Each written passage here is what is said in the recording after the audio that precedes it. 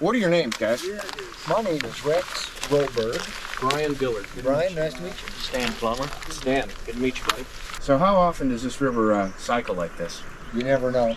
Really? When it rains, You never know. pretty much every time. Yeah. Well, it depends how long it rains and stuff. You can pretty much make it through the summer and expect maybe one good event, you know. I've seen July, I've seen it hit 30,000 rains.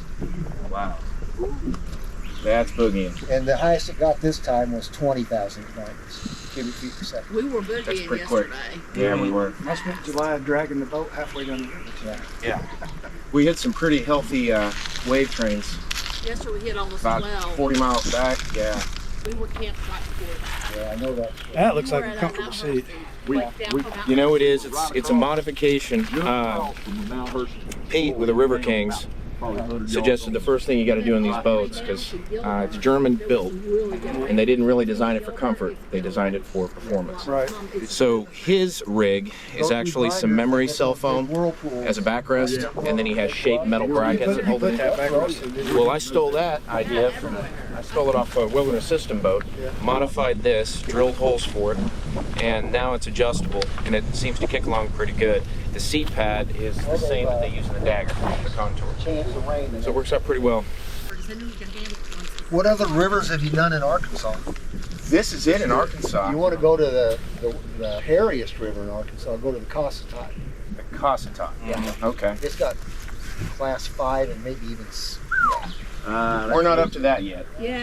I'm not. Most run class 4. I fish it. Big class you fish it. Yeah, when it's down, it's weightable. Okay. And good smallmouth fishing. Sounds like a I good saw a white gar one. come up out there. Plenty of them in here. Yeah. Yeah. So I'm guessing smallmouth. Smallmouth's your main game fish. There's a lot of rock bass. There's catfish. Not a lot of trout, I'd say. In the Maybe upstream. wintertime, the sand hole. They come up out of the White River when the water's up. But this water gets too warm. What is the White like? What is that river like? Is it pretty It's, populated or? At the mercy of the dams of the chlorine So it's impoundments. dam controlled. Yeah, it's a Oh, trout yeah, a river. lot of dams. Yeah. Gotcha. So it can be high or low. You never know. You just listen for the horn to go off. You know if it's going to come up. Right. Great trout river. Great trout river. Sounds like South Holston, John. Got big browns, lots of rainbows. It's cutthroat. Might be worth running, buddy. Okay. The Kings is Table Rock. Yeah, Table Rock's wrong. That's the Kings River. And that's a great river. It is? Oh yeah, I did my master's thesis on the Kings River. Really? Smallmouth bass food habitat. I did that on the flood stage too. That's Getting more interesting by the minute. That's a great river. A great. Is it campable? Oh yeah, there's Trigger Gap is the only outfitter on it, and they can tell you where there's camping places on it. Yeah. Yeah, remember that Dillard's Ferry? Well, there's some association there. Do you remember the Andy Griffith show you ever watched? Absolutely, still Okay, watch. so it You know was the your Darling day. boys? Oh yeah. Rodney Dillard? Yeah. That's my dad. No kidding. Yeah. No kidding. Yep. So that's how I came by. Charlene. She's still kicking. Maggie? Yeah, she's still alive. How about that? Got it. And I got Dad just finished an album with Don Henley, and I just did the video shoot for that, so No it's up kidding. on the channel. Don Yes, sir. Henley. Yep. Next year, So I'm the black sheep. probably I'm musical. Well, I tell you, just some worthless information. A kid I grew up with was good friends with named John Griffith in Iowa, where I was born and raised. Okay. His dad was Andy's uncle, or no, Andy's cousin. Yeah, Okay. he just died. He was 100 years old. Small world. 100 years old. Yeah. 4-month trip. Right? John Yeah, we Senior have a just friend died out last where we week. live in Tennessee that isn't one of the outfitters. Throughout our trip, we had the opportunity to make many new acquaintances. This was one of them, and we very much enjoyed meeting these folks. It was a reminder that strangers can quickly become friends if you just embrace the opportunity. We continued to enjoy the conversation, but soon realized we had to get underway, so we parted and continued downriver.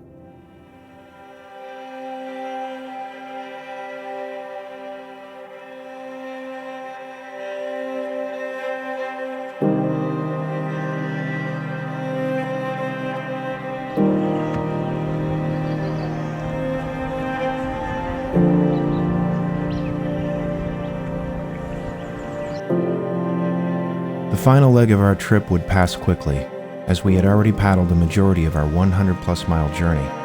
Thus far, the experience was epic.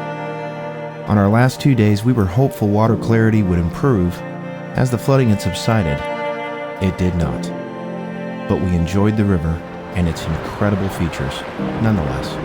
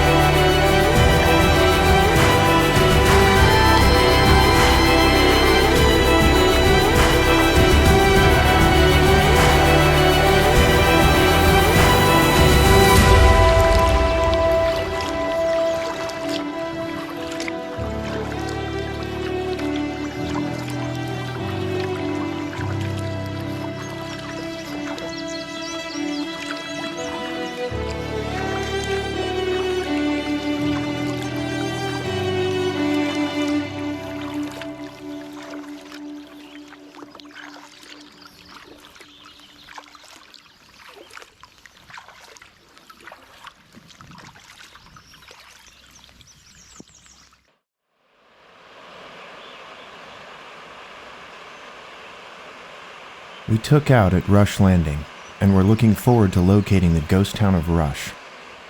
We set out on a trail and hiked just over a mile before we began to see remnants of the old mine that was once the life's blood of the town of Rush. We came across an old mining car, which silently conveyed a solitary testament to the past, a harder and yet simpler time. In the 1880s, folks came to the area in search of silver. However, they soon discovered that what would later be known as the Morning Star Mine would yield an abundance of zinc.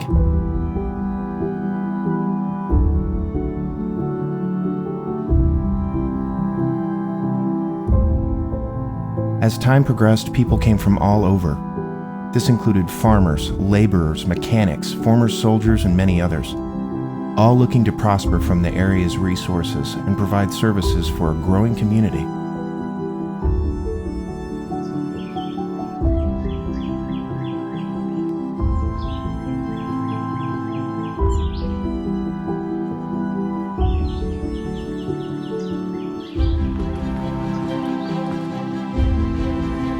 Around 1916, the mining camp officially became the town of Rush. From pitch tents to crude structures, the town grew and evolved. It became known as one of the most prosperous towns in Arkansas per capita.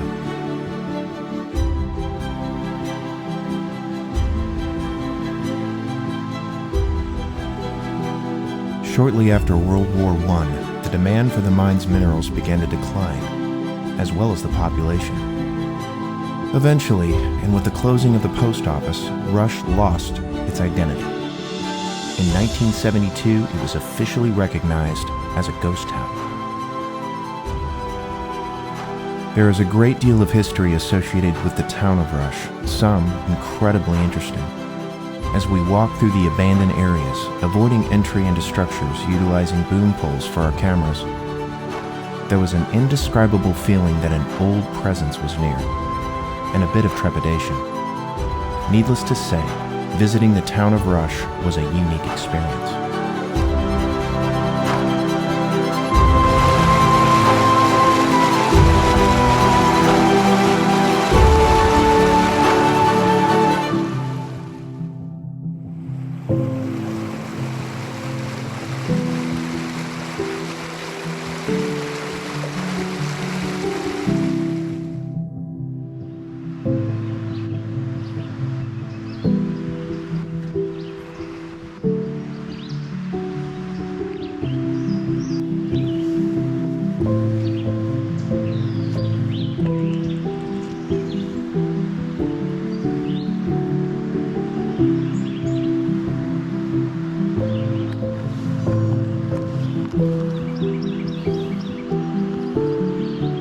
Our visit to the Buffalo National River was something we will not soon forget.